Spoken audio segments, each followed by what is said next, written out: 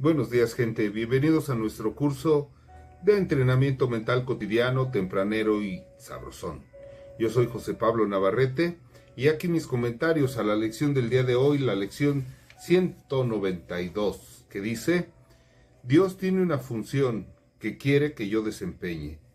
Dios tiene una función que quiere que yo desempeñe. Me da un poquito de risa porque ¿por qué Dios querría algo? O sea, Dios no puede ser un sujeto deseante como es el hombre. Obviamente estamos hablando de una metáfora. Y ya la función que quiere que desempeñe, bueno, pues es una función realista y objetiva, práctica. ¿Por qué digo esto? Bueno, pues porque tenemos ideas bien absurdas acerca de Dios. Hemos tomado estos pasajes bíblicos como cuestiones literales y se nos olvida que eran cuestiones metafóricas, ¿viste? Entonces, pues Dios le dijo a Abraham que matara a su hijo, que lo sacrificara en su nombre, que destruyeran Sodoma y Gomorra, en fin, cantidad de cosas que son metafóricas y la gente aún hoy en día las sigue tomando literal. Déjenles platico que los judíos, por ejemplo, incluso en cierta medida los musulmanes, no creen que la Biblia o el Torah sean literales. Ellos saben desde hace miles de años que es un lenguaje metafórico. ¿Por qué nosotros seguimos necios a creer que es literal? ¿De acuerdo? Bueno. El hombre tiene esta tendencia a antropomorfizar todo lo que le rodea. Le damos a los animales características humanas en un lenguaje figurado, pero a veces también literal, como la relación que tenemos con los animales domésticos y las mascotas, y en todas las fábulas le adjudicamos a los animales salvajes cualidades humanas. No es de extrañar que también a Dios le demos cualidades humanas y malinterpretemos esta afirmación de que somos a semejanza de Dios y creemos que Dios es a semejanza nuestra. En este mundo material tenemos un Padre que mal que bien hizo su función. Y los más, los menos, pues cuestionamos la función paterna. Y en esta lógica creamos un Dios Padre también a nivel espiritual y le adjudicamos algunas cosas pues que no tienen nada que ver, ¿no? Entonces, para empezar te voy a platicar un poco de lo que hemos construido en este grupo, en este taller de un curso de milagros acerca de Dios. Decía Epicuro de Samos, 323 años antes de Cristo, al respecto: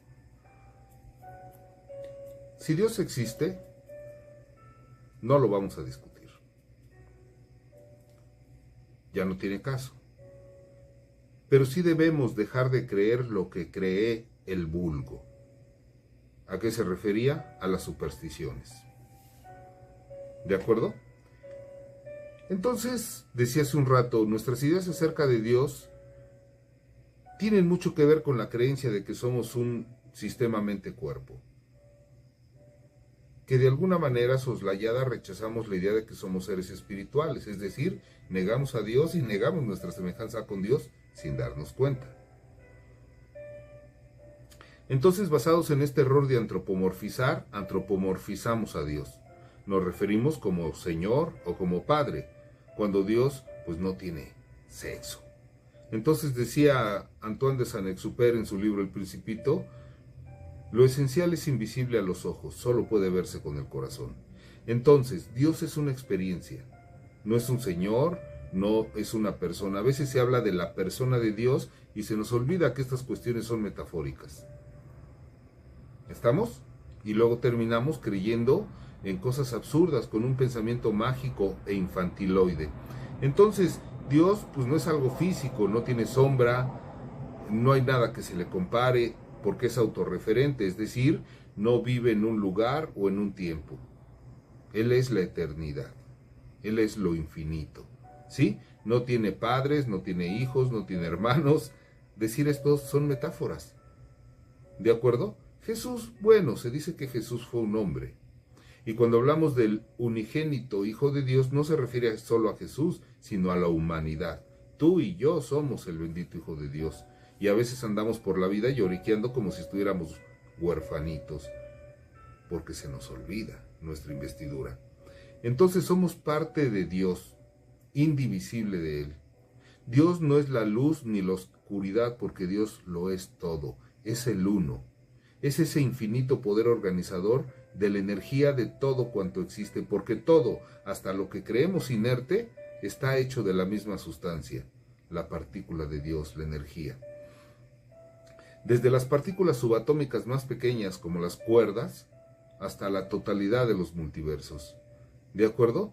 Es como un punto que no tiene principio ni fin, y el silencio es su lenguaje. No tiene opuestos. O sea, esto de los demonios, brujerías, bueno, es un tongo.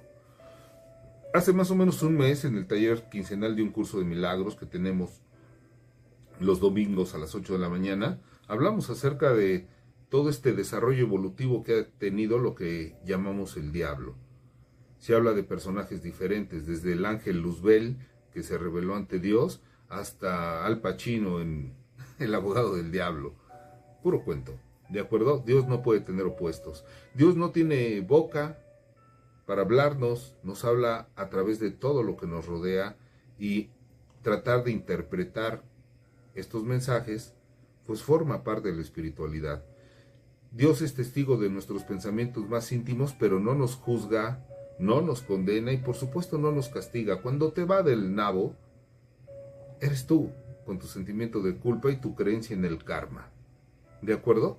Entonces, no importa tus peores pecados, es totalmente imposible estar separado de Dios ni por un instante.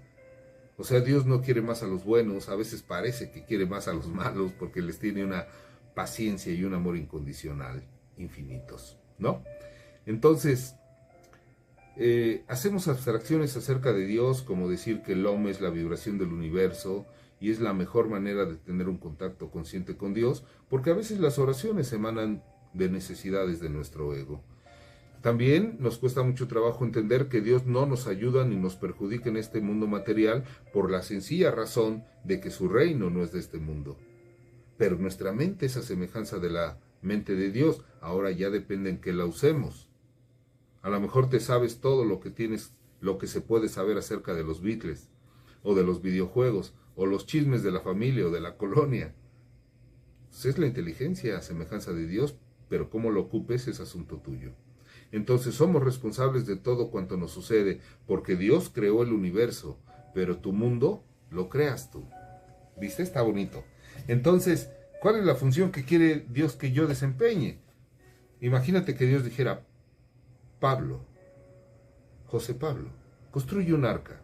Yo diría: un momento, Dios, ¿para qué chingados quieres un arca? ¿Para qué la quiero yo? Esto es simbólico. Esa arca simboliza esta construcción de un pensamiento nuevo, incluyente, inclusivo. No estas ideas de separación que tenemos. Si Dios me dijera: Pablo, sacrifica a tu hijo primogénito, pobrecito. No, no. Ese hijo primogénito que todos tenemos se llama ego. Vamos a desinflar ese ego, vamos a aniquilarlo por lo menos, aunque sea un ratito, para poder sentir la experiencia de Dios, ¿viste? Entonces, ¿cuál es la función que Dios quiere que desempeñe? ¿Verdad? Ya dijimos, no es que destruya yo Guadalajara y que mate a todos, hombres, mujeres y niños. No, lo que quiere que elimine es el pinche paganismo, estas ideas supersticiosas y de separación. Todos somos uno. Todos somos uno en Dios. Entonces, este título de esta lección pues suena así como muy perrón, como muy cañón, pero no te preocupes, que no se te levante la cobija antes de tiempo, ¿no? Este título es una proyección de nuestra mente. Dios no quiere nada, porque lo tiene todo, Él es el todo. Esta es una necesidad nuestra. ¿Cuál es la función? Salvar nuestra mente de todas estas ideas paganas, absurdas, pedorras, de culpa, de pecado, de separación de Dios y de nuestros semejantes. Es decir, que apliquemos el milagro del perdón. Cambiar estas programaciones absurdas Es la función que Dios quiere que desempeñemos. Dios nunca te diría, construye una basílica. ¿Para qué?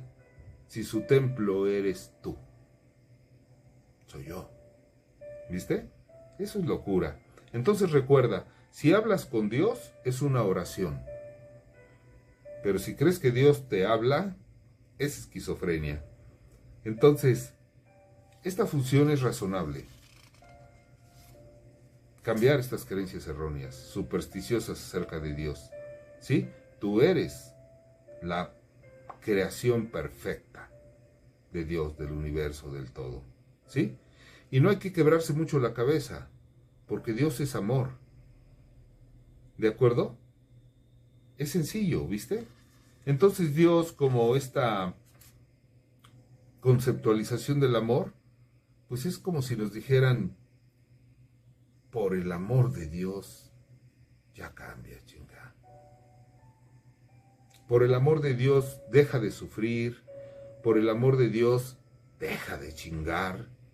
Vaya, por el amor de Dios, deja de chillar. Por el amor de Dios, deja de decir estupideces que solamente te hacen sufrir a ti y a los demás. Deja de decir pendejadas, ya. Deja de dudar de tu investidura. Tú eres el Hijo de Dios.